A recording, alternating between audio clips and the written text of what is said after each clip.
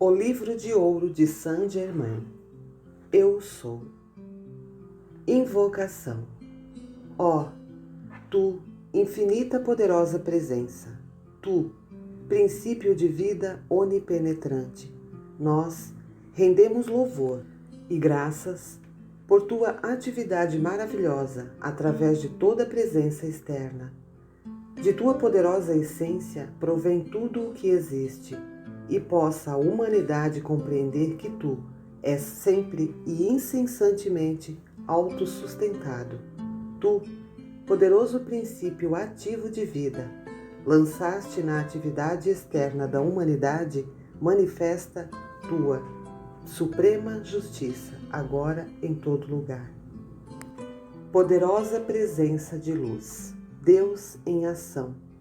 Governa as mentes dos humanos, mantendo-as na verdade e na justiça, e vê que teus mensageiros sejam colocados em todas as posições oficiais, que nada do externo interfira, para que ninguém na humanidade possa aceitar qualquer pensamento de decepção.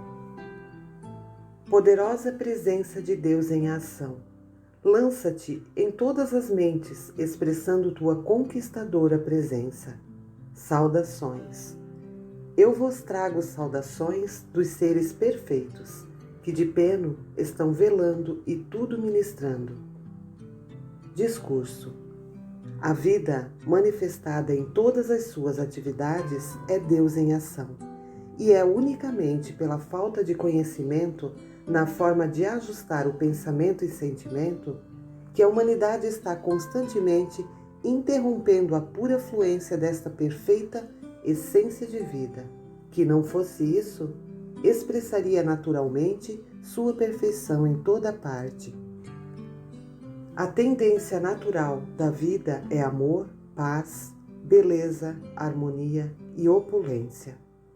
Porque a vida é indiferente quem dela faz uso, mas está constantemente movimentando-se para manifestar cada vez mais sua perfeição através daquele impulso ascensional de sempre que lhe é inerente. Eu sou. Eu sou é a atividade desta vida. É estranho que alguns estudantes, sinceramente interessados em saber, nem sempre consigam captar o verdadeiro significado destas duas palavras. Quando dizeis e sentis eu sou, liberais a fonte da eterna e morredoura vida, para que ela possa fluir ao longo do seu curso imperturbavelmente. Em outras palavras, abris amplamente a porta ao seu escoamento natural. Quando dizeis eu não sou, fechais a porta diante desta poderosa energia. Eu sou é a plena atividade de Deus. Já vos tendo exposto tantas vezes a verdade de Deus em ação, deseja que compreendais sua primeira expressão na individualização. A primeira expressão de todo indivíduo em qualquer ponto do universo, quer seja em palavra falada, quer em pensamento ou sentimento silencioso, é eu sou, ao reconhecer sua própria vitoriosa divindade. O estudante, ao esforçar-se por compreender e aplicar estas poderosas, ainda que simples leis, deve exercer severa vigilância sobre seus pensamentos e suas expressões, por palavras ou de qualquer outra maneira, pois a cada momento que dizeis eu não sou, eu não posso, eu não tenho, estais consciente ou inconscientemente sufocando essa presença interior. E é tão evidente como se colocasseis as mãos em volta do pescoço de uma pessoa, com a diferença que, no caso de uma forma externa, com o pensamento a governar vossas mãos, podeis afrouxá-las. Mas quando fazeis uma declaração empregando as palavras eu não sou, movimentais uma poderosa, ilimitada energia que continuará a agir, a menos que ela seja transmutada e a imperfeição consumida. Isso vos mostra o enorme poder que possuís para qualificar esta poderosa energia de Deus, e eu vos declaro, amados discípulos, que a dinamite é menos perigosa, pois ela vos libertaria apenas do corpo, enquanto que esses pensamentos desgovernados, emitidos por ignorância, vos prendem ad infinitum à roda das reencarnações. Podeis ver, assim, quão importante é para vós saberdes o que estáis fazendo quando irrefletidamente usais expressões errôneas, porque estáis usando o mais divino princípio de atividade do universo. Eu sou. Não me interpreteis mal. Não se trata de uma expressão vã, estrangeira ou oriental, e sim o mais alto princípio de vida, usado e expresso ao longo de todas as civilizações que já existiram, porque a primeira expressão de toda forma de vida autoconsciente é eu sou. Foi somente mais tarde, em seu contato com a atividade errônea exterior, que ele começou a aceitar algo em grau inferior ao eu sou. Agora, queridos discípulos, não vedes que, quando dizeis eu estou doente, estáis justamente invertendo esse princípio de vida, que é por natureza toda perfeição, imprimindo-lhe assim, por vossa voluntária ignorância, alguma coisa que ele originariamente nunca possuiu? Através dos longos séculos de obstinada ignorância e incompreensão, a humanidade carregou a própria atmosfera em seu redor, com falsidade e ilusão. Pois não preciso repetir-vos que quando dizeis eu estou doente, estáis afirmando uma flagrante falsidade em relação à vossa divindade, que jamais pode ser senão perfeita, plena de vida e saúde.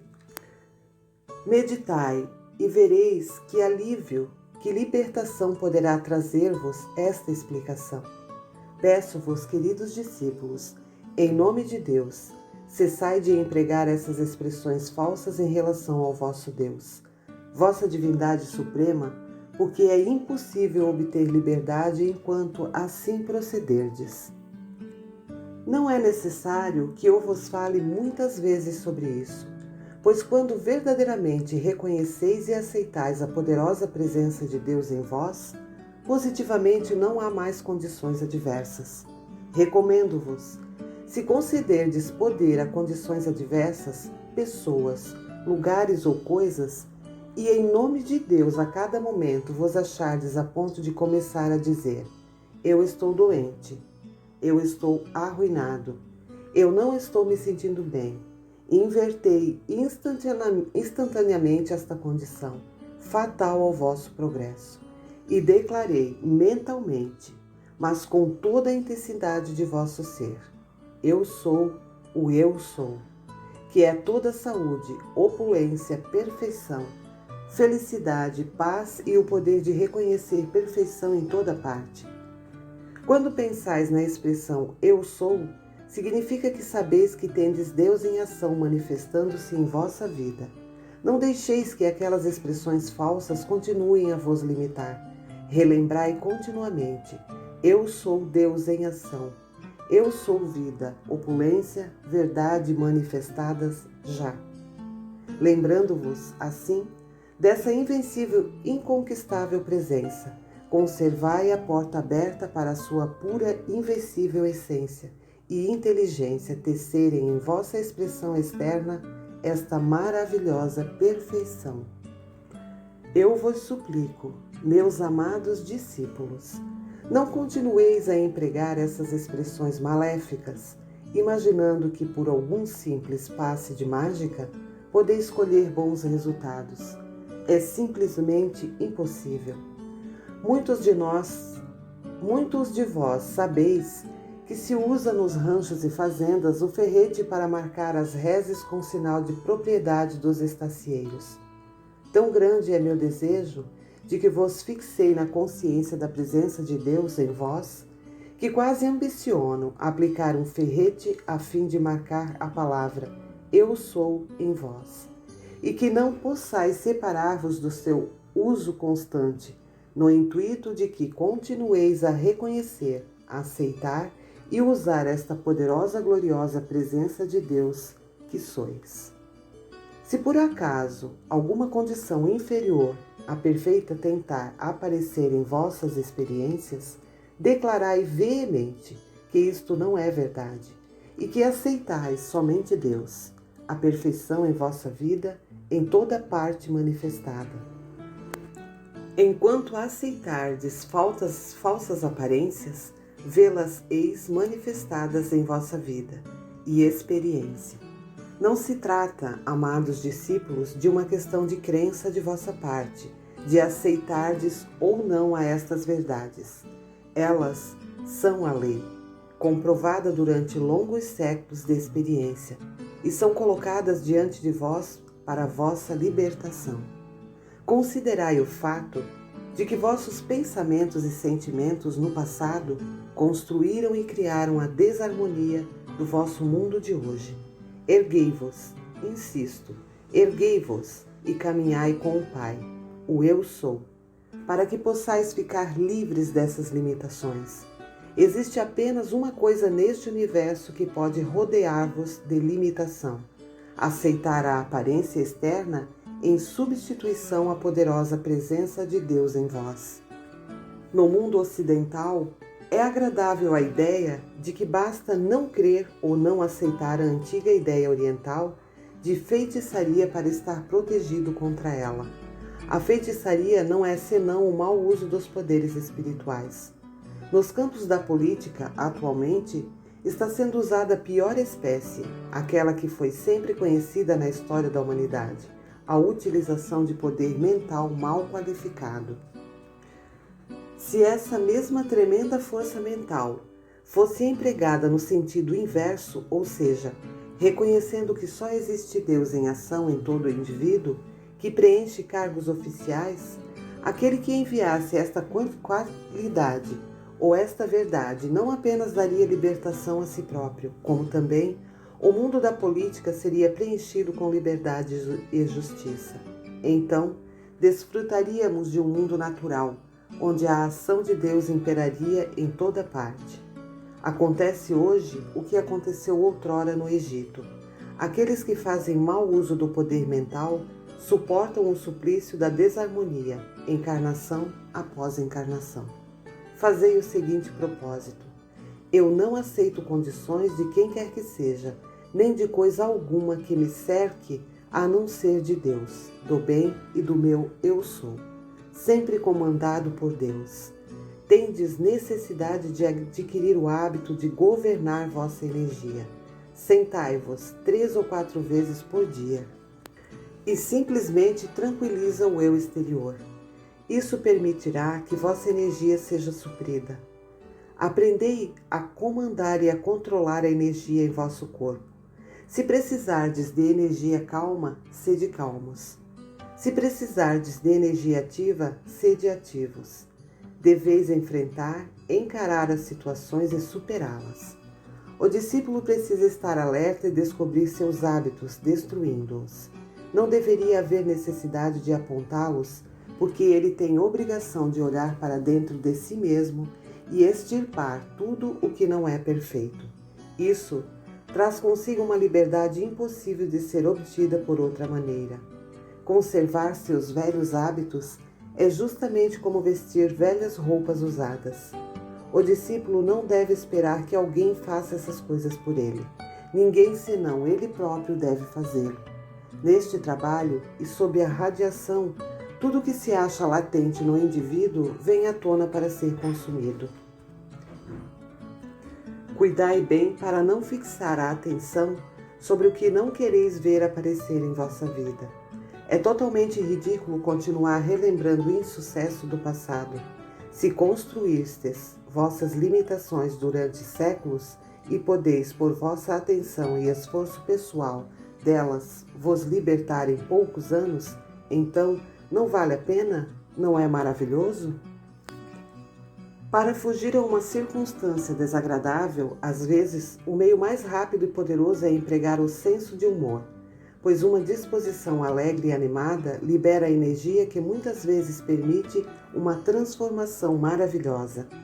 Aquele que se esforçar resolutamente por se libertar, invocando a lei do perdão, poderá consumir todas as criações passadas na chama violeta consumidora e ser livre.